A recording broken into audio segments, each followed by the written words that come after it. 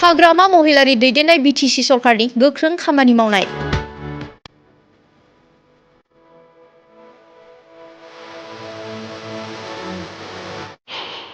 बतझर बियाबाव सानसेयावनो मोनसे नङा मोनद' अन्थाइ खाम्फा गायसनदों।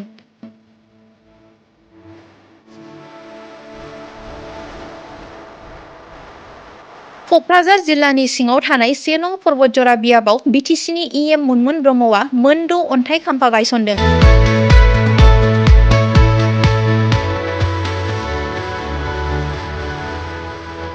महामाया थिपखाय पिडब्लिउडि लामानिफ्राय सांबान्दा गामिसिम, एनएच 17 साथागुरिनिफ्राय सुखानजरासिम, खुथाबाग्रा नं 1 लामानिफ्राय खुथाबाग्रा नं 2 सिम, एसडिपिसि लामानि खुथाबाग्रानिफ्राय मदाथि देबिटला आरसिसि दालांसिम, एसडिबिसि लामानि दालांनि जागानि घाटनिफ्राय लालघाट देबिटला देब ब्लकसिम आरो थिपखायाव सुजित नार्जारिनि मेम'रियेल अडिट'रियाम हलनि अन्थाइ खाम्फाखौ गायसंनानै होयो बिटिसिनि इएम मुनमुन ब्रह्मआ।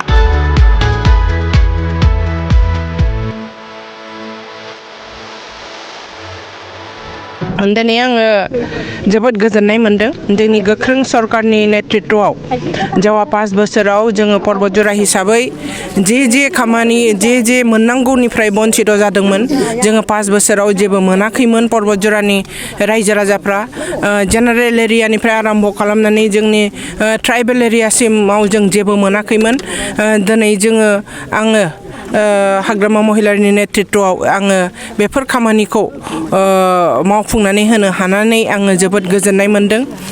देबिटलानिफ्राय आरम्भ खालामनानै आङो मोनथाम लामा सांबान्दा गामिनिखौ लाफानानै मोनब्रै लामा आरो अडिट'रियाम आङो दिनै खेवफुंनानै होदों। बेनि आगोलबो हाग्रामा महिलारिया कयेक दिन आगोल अलरेडि टिपकाय टु महामाया लामा आरो महामाया टु टिपकाय लामा आरो टिपकाय टु गसाइगाव लामाखौबो बिराद मोजां प्रजेक्ट, बिराद गिदिर आरो मोजां प्रजेक्ट बेखेवनानै होदों। खामानिया आरम्भ जागासिनो दङ, आरम्भ जाबाय आरो टिपकायावबो स्टेडियाम आरो माल्टि कालचारेल कमप्लेक्स मिटिं हल बिथाङा बेखेवनानै होदों।